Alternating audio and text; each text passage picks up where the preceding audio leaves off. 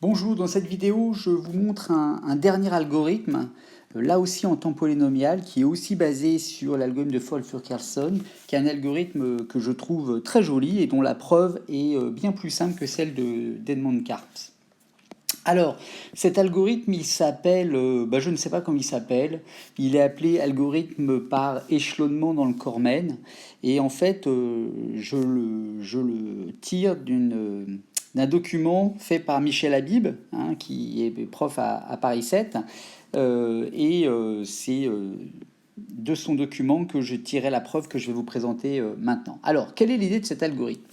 L'idée de cet algorithme, ça consiste à prendre la plus grande puissance de 2 puissance p, tel qu'il existe un arc qui part de E dans notre réseau de transport, et tel que la capacité de EV est plus grand ou égal à delta.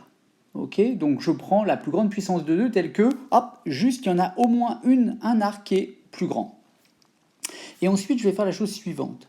Je vais faire un tant que delta est supérieur ou égal à 1, et ensuite chercher s'il existe un chemin dans un graphe des augmentations un tout petit peu modifié entre E et S. Une fois que j'aurai un chemin améliorant dans mon graphe des augmentations, je vais améliorer mon flow phi, et puis je recommence. Et quand je trouve plus de chemin améliorant, eh bien, je vais prendre un delta divisé par 2 et je recommence tant que delta est supérieur ou égal à 1. Alors, qu'est-ce que c'est que mon graphe G phi delta? Eh bien, c'est tout simplement le graphe des augmentations G phi, dans lequel on a gardé que les arcs qui étaient de poids supérieur ou égal à delta. Quelle est l'idée ici? L'idée, c'est que on va limiter, en prenant que des arcs qui ont un poids au moins supérieur ou égal à delta, eh bien on assure en fait que les chemins améliorants seront de poids au moins supérieur ou égal à delta. Et donc ça c'est drôlement important, ça assure une convergence finalement rapide de notre algorithme pour trouver le flot maximal. Alors, je l'illustre sur un exemple. Prenons ce réseau de transport ici. Je vais partir avec le flot nul comme d'habitude, et quelle est la valeur initiale de delta? Quand j'ai 350, 129, eh bien je vais le prendre à 256. La puissance de 2 est la plus grande, mais pour laquelle il y a quand même un arc qui part, qui est strictement plus grand. Je vais construire mon graphe G phi delta. G phi 0, 256, c'est le graphe des augmentations où je ne garde que les arcs qui ont un poids supérieur ou égal à 256. Et ça me donne uniquement ces poids ici. Tous les autres, par exemple, cet arc-là ne me donne rien parce que 110, ça me donnerait en fait un arc avant ici de poids 110, mais il ne franchit pas le seuil des 256. Évidemment, lorsque je prends ce graphe des augmentations, oui, je vais trouver un chemin améliorant ici, et le poids minimal le long de ce chemin améliorant, ça va être 270, et donc je vais pouvoir augmenter mon flot de la valeur 270. Et je vais donc obtenir le flot phi 1 qui est décrit ici. Je peux vite voir qu'il n'y a pas de chemin entre ES dans le graphe G phi 1 256, puisque il n'y aura rien ici et il n'y aura pas non plus d'arête ici. Je peux donc je peux maintenant passer au delta suivant, c'est-à-dire au delta égale 128. Je fais donc le graphe des augmentations associé au flot phi 1 avec le seuil 128 et j'obtiens ce graphe-là pour lequel je vais trouver un chemin améliorant comme ceci, dont la valeur est 129, qui est due à cet arc-là. Je vais donc en déduire le flot phi 2, qui a cette tête-là, et je peux vite voir qu'il n'y a pas de chemin pour phi 2 dans le graphe des augmentations où le seuil est 128, puisque je ne vais pas franchir tout simplement le cap ici, et ni ici. Je n'ai rien qui part de E. Ok, je vais donc passer à 64 et je vais obtenir ce graphe des augmentations pour lequel je vais trouver un chemin améliorant. Quel est ce chemin? Je vais prendre ce chemin là. Pardon, excusez-moi, je n'ai pas de chemin améliorant pour le coup, désolé. Pourquoi est-ce que je n'ai pas de chemin améliorant? Parce qu'en fait, je n'ai rien ici qui va relier à S. Ok, donc je vais prendre le poids maintenant 32. Dans le poids 32 ici, je vais trouver ce chemin, ce graphe des augmentations ici. Je n'ai toujours rien ici, et donc je vais passer à delta est égal à 16. Et avec delta est égal à 16, je vais avoir enfin un 21 qui va apparaître là. Je vais donc trouver un chemin un chemin améliorant ici qui va me permettre d'augmenter mon flot. Et là, on va voir évidemment qu'en augmentant mon flot comme ça, je vais avoir le maximum de la capacité ici et le maximum de la capacité ici, et donc ça va s'arrêter. Mais déjà, je vais calculer donc mon flot phi3. Mon flot phi3, le voilà. J'ai donc modifié le long de ce chemin, comme je l'avais dit tout à l'heure. J'obtiens un flot, et là, maintenant, quels que soient les deltas, que ce soit 8, 4, 2 ou 1, je n'aurai plus aucun chemin entre ES, parce qu'ici, il n'y aura jamais d'arête dans mes graphes des augmentations. Et lorsque j'aurai constaté cela pour le graphe des augmentations G-phi3 pour le seuil 1, eh bien je m'arrêterai et je dirai donc que la valeur de mon flot maximal, calculée par mon algorithme, c'est 420. Ok. Alors, quelle est donc maintenant la complexité de cet algorithme qu'on va appeler algorithme delta? Eh bien, en fait, l'algorithme delta, on va voir qu'il va calculer un flot max en exactement grand O de A carré fois le log de C max. Et C max, c'est quoi? C'est la capacité maximale d'un des arcs qui part de E. Okay, donc je regarde tous les arcs qui partent de mon entrée E de mon réseau et je prends le poids maximal. Et ça me donne C max. Alors, pourquoi est-ce qu'on a cette complexité-là? Donc on va raisonner, hein, je rappelle l'algorithme ici, et il faut ici essayer d'estimer le nombre de tours de boucle ici, tant que delta supérieur ou égal à 1, ainsi que le nombre de tours de boucle à l'intérieur de la boucle interne. Alors on va procéder par étapes. Le nombre de passages dans le temps que delta supérieur ou égal à 1 est facile à estimer. Il est forcément inférieur ou égal, il est borné par log en base 2 de C max. Okay, puisqu'à chaque fois, on va diviser delta par 2. Ensuite, je sais aussi, deuxième remarque, que chaque chemin dans un G phi delta, dans le graphe des augmentations associées à phi et avec un seuil delta, on sait qu'il va permettre d'augmenter le flot courant d'une valeur petit delta supérieure ou égale à grand delta. Hein, c'est une des caractéristiques de l'algorithme, et c'est pour ça qu'il marche bien. Maintenant, l'objectif, ça va être d'estimer le nombre de tours de boucle de la boucle, le nombre de tours de la boucle interne. Alors, on va procéder en deux étapes.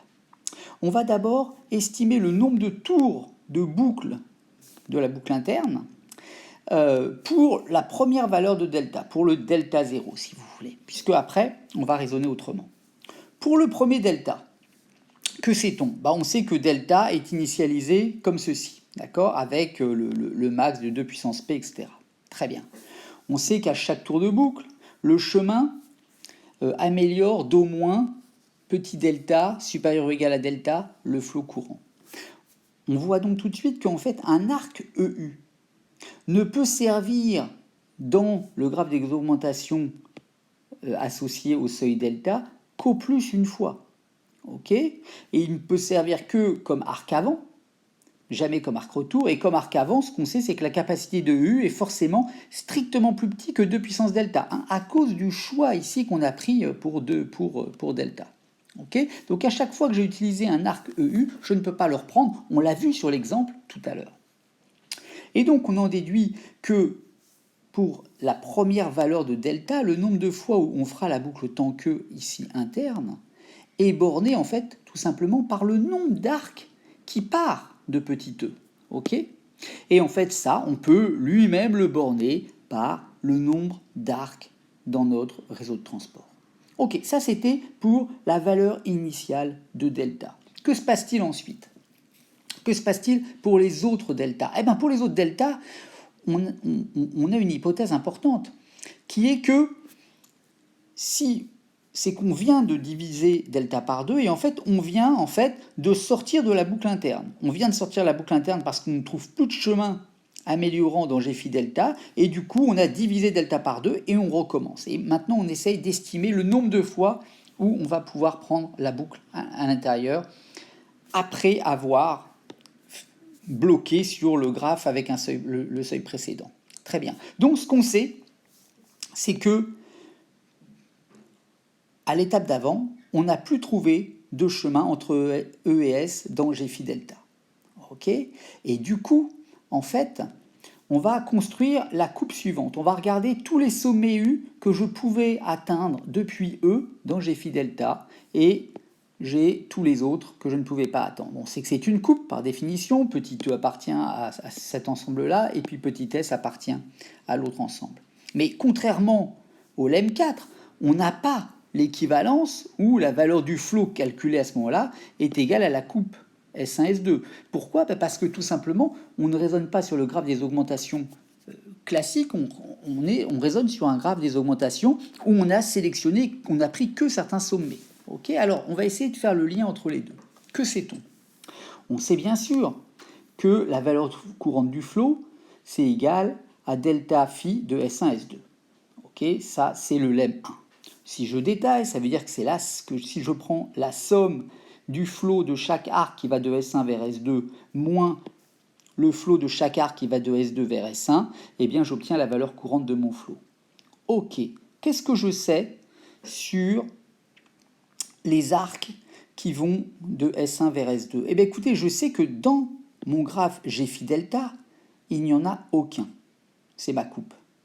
Ça signifie que pour ces arcs-là, eh bien, la capacité de UV moins la valeur du flot de phi de UV est inférieure à delta. C'est pour ça qu'il n'y a rien dans mon graphe des augmentations qui va de S1 vers S2. Très bien, ça signifie tout simplement que phi de UV est strictement plus grand que la capacité de UV moins delta. En ce qui concerne les arcs qui vont de S2 vers S1, okay, je sais que le flot entre S2 vers S1 est forcément inférieur à delta. Sinon, j'aurai un arc arrière. Ça me donnera un arc arrière, en fait, et qui irait de U vers V dans G phi de delta. Et du coup, je sais que moins phi de VU est plus grand strictement que moins delta. Et maintenant, je peux remplacer à ce moment-là ça, par cette inégalité. Je peux en fait majorer tout simplement un V phi par la somme de ces choses-là et la somme de ces choses-là, et j'obtiens en fait que V phi est supérieur ou égal à la somme pour tous les arcs qui vont de S1 vers S2 de leur capacité donc de UV, moins N1 2 delta. Qu'est-ce que c'est que N1 2 delta? C'est tout simplement le nombre d'arcs qui va de S1 vers S2, moins le nombre d'arcs qui va de S2 vers S1 delta. Et ça, en fait, je peux tout simplement, encore une fois, le majorer par grand A fois delta. Okay, et c'est donc la valeur de mon flot phi, c'est tout simplement supérieur ou égal à la capacité de ma coupe S1, S2 moins A fois delta. Okay, c'est une majoration qui marche sans problème. Très bien, et à partir de ça, je peux en fait borner le nombre d'itérations. Pourquoi? Parce que je sais aussi que la valeur de mon flot max, celui que je veux calculer, est forcément inférieur ou égal à la capacité de ma coupe. Ça, c'est vrai pour n'importe quelle coupe, c'est le lemme 2. Okay, du coup, la valeur de flot max, mon objectif de calcul, est inférieure ou égale à la valeur courante de mon flot, celle à laquelle je suis arrivé pour le moment, plus A fois delta. Donc je peux borner l'écart qu'il y a entre mon flot actuel et le flot objectif. Et en fait, ça c'est à l'étape juste ici. Je viens de ne pas trouver de chemin dans G phi delta, je vais donc diviser delta par 2. J'obtiens delta prime égale delta sur 2. Et je sais que maintenant, le nombre de fois où je vais faire la boucle suivante, ici, c'est ça qui m'intéresse là, je sais qu'à chaque fois, je vais augmenter mon flot potentiellement de delta prime, de la valeur delta prime, c'est-à-dire delta sur 2. Et donc en fait, en 2 atours de boucle, je ne peux pas faire plus que 2 atours de boucle parce que sinon j'arriverai à V phi max. Okay, et c'est comme ça que j'arrive à borner le nombre de tours de boucle ici. Donc tout à l'heure, on sait que pour la première valeur initiale de delta, j'avais A tours de boucle. Okay, et maintenant, pour les autres valeurs, j'ai 2 A tours de boucle. Très bien, on en revient toujours à grand taux de A. Et donc, on a log de C max tour de boucle du grand temps que externe, ici. Et ensuite, pour chaque valeur de delta, on sait qu'on a O plus grand taux de A recherche de chemin à faire, et que à chaque fois la recherche d'un chemin ça va faire du grand taux de A, et ça nous donne tout simplement notre complexité en grand taux de A carré fois log de C max, et ça conclut la preuve de complexité de ce très joli algorithme pour calculer les flots max en temps polynomial.